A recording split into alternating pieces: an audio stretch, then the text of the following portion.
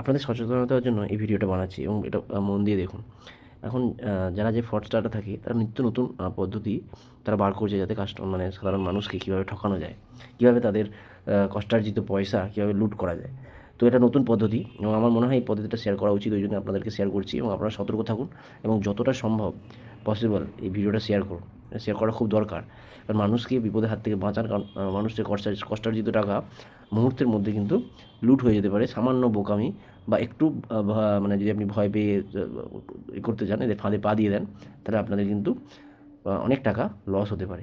আমার কাছে সকালে একটা অদ্ভুত একটা মেসেজ এসছে, মেসেজটা এম পরিবহনের পুরো লোগো দেওয়া, অদ্ভুত। আমি যখন প্রথম দেখি না, আমিও এক মুহূর্তের জন্য একটুখানি ভয় পেয়ে যাই যে এটা এই যে লোগো, এম পরিবহনের লোগো, যে সত্যি করে বোধহয় কোথাও কিছু হলো কি না। কিন্তু পরে যখন আমিও প্রায় ডাউনলোড করতেই যাচ্ছিলাম, মানে একটা অ্যাপ আমার এম পরিবহন থেকে মেসেজ এসেছে যে আমার গাড়ির নাম্বারটা ওরা হুবহু ঠিক দিয়েছে, যেটা আমার গাড়ির নাম্বার সেই নাম্বারটাই দিয়েছে। জানি না কোথা থেকে পেয়েছে, কীভাবে পেয়েছে। তারা আমার গাড়ির নাম্বারটা নিয়েছে, হয়তো কোনো গ্যারেজে গিয়ে তারা গাড়ির নাম্বারের ছবি তুলেছে, সেখান থেকে কিছু সার্চ করেছে, মোবাইল নাম্বার জোগাড় করেছে, সেই ইন্ডিভিজুয়াল সেই মোবাইল নাম্বারে আপনাকে মেসেজ করেছে। পুরো জিনিসটা আমি পুরোটা ধোঁয়াশা, কোথা থেকে ডেটাটা পাচ্ছে পুরোটা আমি জানি না কীভাবে পাচ্ছে।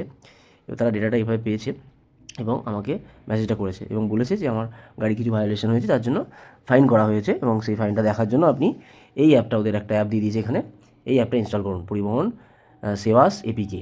তো এই অ্যাপটা হচ্ছে একটা জালি অ্যাপ, মানে হচ্ছে এই অ্যাপটা আপনি ইনস্টল করবেন, আপনার টাকা পয়সা সব ব্যাঙ্কে অ্যাকাউন্টে যা আছে আপনার ওখান থেকে সব কিছু, মানে পুরো ফোনটার কন্ট্রোল ওরা নিয়ে নেবে।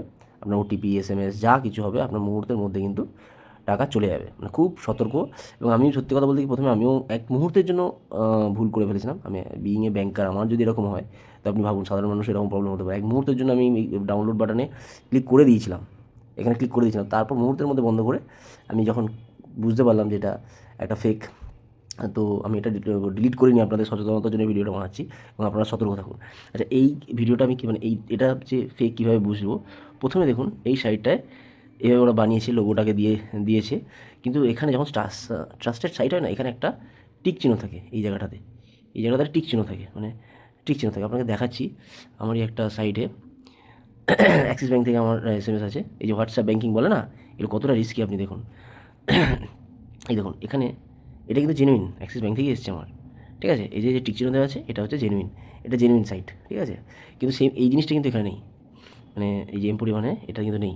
এটা একটা মোবাইল নাম্বার দিয়ে এসছে এবং কোনো রকম আপনি ঢুকলে বুঝতে পারবেন এখানে কোনো কিছু ট্রাস্টেড সাইট কিন্তু নয়, এটা পুরো ইয়ে। আর এই জানি না কীভাবে এরা আমাদের ডেটা পেয়েছে, কীভাবে ডেটাটাকে তারা ইউজ করছে এবং প্রচুরভাবে এরা মানে এমনভাবে আপনাকে জিনিসটাকে প্রেজেন্ট করছে আপনার মনে হবে সত্যি করেই বোধহয় তাই।